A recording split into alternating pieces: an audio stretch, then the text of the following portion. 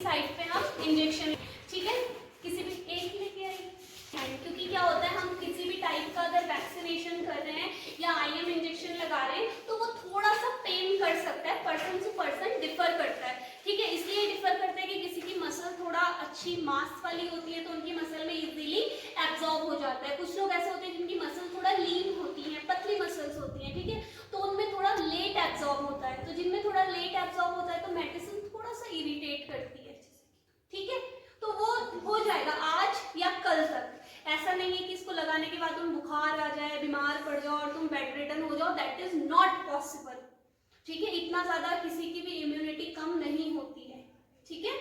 तो टीटी बहुत common injection होता है, टिटनेस टॉक्सॉइड, ठीक है, टीटी इज टिटनेस टॉक्सॉइड का इंजेक्शन होता है। डेल्टॉइड मसल पे हम हमेशा कितना एमएल देते हैं, 0.01 to 0.05 ml हम देते हैं। अगर इससे ज्यादा हमें किसी को देना है तब हम कौन से रूट का यूज करते हैं, डॉर्सोग्लूटियल, वेंट्रोग्लूटियल, थाई की मसल्स जो होती हैं, बटक्स की जो मसल्स होती है उनको हम ज्यादातर यूज करते हैं, ठीक है। तो हमको क्या करना है, जब भी हमको स्टार्ट करना है तो इसको हम क्या कहते हैं, कल मैंने बताया था, ये क्या है हमारा एम्प्यूल है, ठीक है। एम्प्यूल में हमारी नेक होती है और ये नेक में रेड कलर का एक बैंड बना हुआ है, दिख रहा है सबको। एम्प्यूल में क्या है, एक रेड कलर का हमारा बैंड बना हुआ है, ठीक है। अब हम जब भी इंजेक्शन लेते हैं तो पहले हमें इंजेक्शन को क्या करना है, बाहर निकालना है, ठीक है, इसको प्रोसेस करना है, देखना है कि ये चल रहा है नहीं चल रहा है।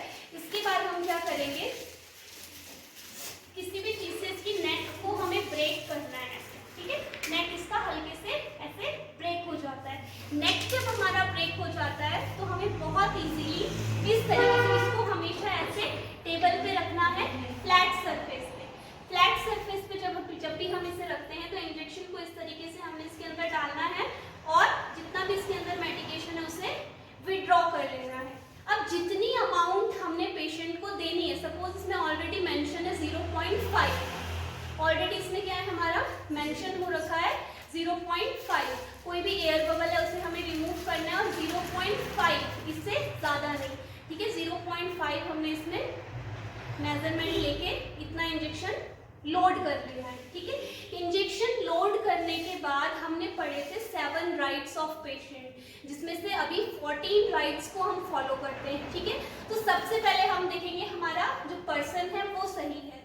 हमने मेडिकेशन देने से पहले पर्सन से पर्सन का नाम पूछना है, पर्सन की डायग्नोसिस पूछनी है, उसकी फाइल चेक करनी है, ताकि हम किसी भी पेशेंट को कोई रॉन्ग मेडिकेशन ना दें, ठीक है। हॉस्पिटल में क्या होता है कि कभी कभी एक ही नाम के 2 पेशेंट हो जाते हैं या एक ही वार्ड में एक ही डिजीज के 2 पेशेंट हो जाएंगे, ठीक है। फॉर एग्जांपल पर्सन ए है उसको हेपेटाइटिस है, पर्सन बी है उसको भी हेपेटाइटिस है। अब पर्सन ए का नाम भी क्या है, सपोज पर्सन ए का नाम है मैरी, पर्सन बी का नाम भी है मैरी, दोनों को हेपेटाइटिस है। अब ए की डोज अलग है और बी की डोज अलग है, इसलिए हमेशा पेशेंट का नेम हमें कंफर्म करना है, 3 बार कंफर्म करना है। जब हम मेडिकेशन निकाल रहे हैं तब कंफर्म करना है, जब हम मेडिकेशन लोड कर रहे हैं तब कंफर्म करना है, और जब हम मेडिकेशन देने वाले हैं तब भी हमें कंफर्म करना है कि ये एग्जैक्टली हमारा राइट पेशेंट है या नहीं, ठीक है। ये चीज हमें कंफर्म करनी है।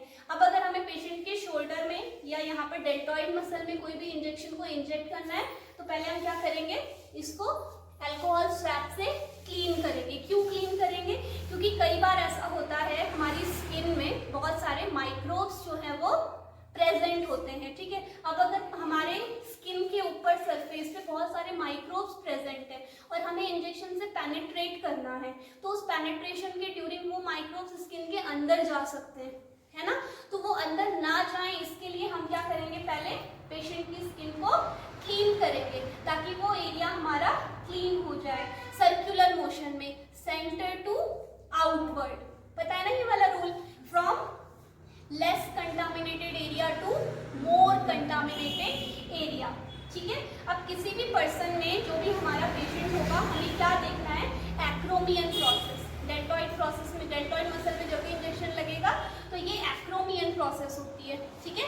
एक्रोमियन प्रोसेस पे हमें इस तरीके से अपना हाथ रखना है इस तरीके से, ठीक है। ये हमारी एक्रोमियन प्रोसेस है। यहाँ पर एक्रोमियन प्रोसेस पे हाथ रखा और ये जो वी हमारा बन रहा है वी, ये वी में जो सेंटर वाला एरिया है यहाँ पर हमें इंजेक्शन देना है, ठीक है।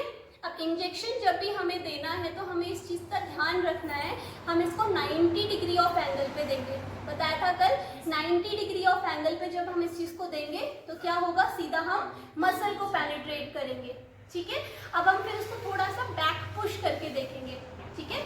प्लंजर को थोड़ा बैक पुश करके देखेंगे। जब हम पुश बैक करेंगे तो हमें क्या दिखेगा, अगर ब्लीडिंग है तो हमें इंजेक्शन नहीं देना है। क्यों नहीं देना है, क्योंकि वहां पर हमने किसी मसल, किसी वेन या किसी आर्टरी को पेनिट्रेट कर दिया है। और अगर बैक पुश में ब्लड नहीं आ रहा है तो हम इंजेक्शन पुश कर देंगे। Is that clear?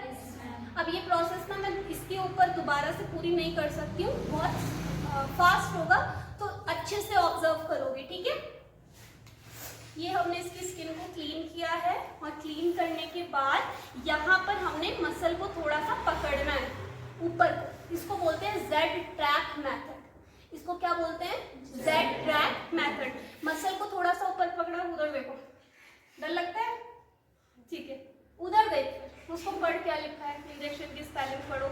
इसको सीधा ऐसे देना है, थोड़ा सा पुश करा और सीधा इंजेक्शन ऐसे करके हमने अंदर इंसर्ट कर दिया, ये निकाला और यहाँ पर हमने अल्कोहल स्वैब दे दिया। इस तरीके से हमें इंजेक्शन इंसर्ट करना है, पता चला? इंजेक्शन है, हल्का सा इसको मसाज करना है और पेशेंट को हमें छोड़ देना है, ठीक है। अब ये जो हमारा प्रोसीजर है, आफ्टर केयर हमें क्या करना है, ये नीडल को बैक करना है, ठीक है।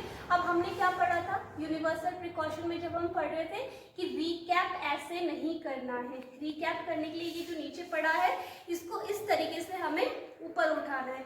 ऐसे इसको रीकैप इसलिए नहीं करना है क्योंकि ये नीडल इसके अंदर नहीं गई तो ये आपकी स्किन को प्रिक कर सकती है, और इसने इसको प्रिक करा है तो हमें क्या कंसीडर करना है कि जो भी पेशेंट है या जो भी पर्सन है वो इन्फेक्टेड है, कंटामिनेटेड है। तो इसको कभी भी रीकैप ऐसे नहीं करना है, नीचे से हमें कैप इसकी उठानी है और फिर इसको रीकैप करना है।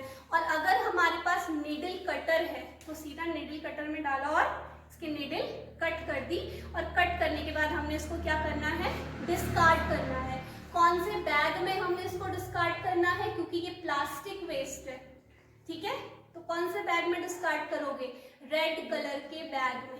बायोमेडिकल वेस्ट मैनेजमेंट के अकॉर्डिंग रेड कलर कोटिंग वाले बैग में आप इसे डिस्कार्ड करेंगे।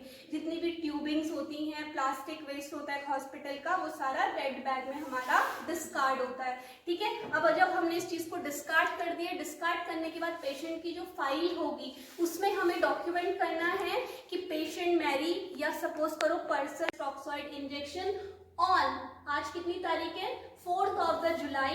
टाइम अभी जो है वो मेंशन करना है, गिवन बाय अलका नेगी, जो भी आपका नाम होगा और उसमें साइन करके आपको पेशेंट को वो देना है, ताकि पेशेंट के पास भी रिकॉर्ड रहे और हमारे पास भी रिकॉर्ड रहे कि कौन से पेशेंट को किस पर्सन ने इंजेक्शन लगाया है, in case of any future complication, ठीक है। कि कई सारे पेशेंट को बाद में क्या होता है, मेडिकेशन से एलर्जी जनरेट हो जाती है या साइड इफेक्ट्स हो जाते हैं या इंजेक्शन सही से नहीं डला होता है, तो हॉस्पिटल में इतने सारे लोग होते हैं, हम किसको पकड़ेंगे, किसने दिया इसे, है ना। तो हम डॉक्यूमेंटेशन करते हैं कि जिस पर्सन ने जो इंजेक्शन दिया होगा उसी को पूछा जाएगा, भाई तुमने उस पर्सन को कौन सा इंजेक्शन दिया था, उसको साइड इफेक्ट आ रहे हैं, उसको उसका एंटीडोट जाके दे दो, ओके। और हर किसी एक ड्रग का एंटीडोट होता है, ठीक है, समझ आ गया। तो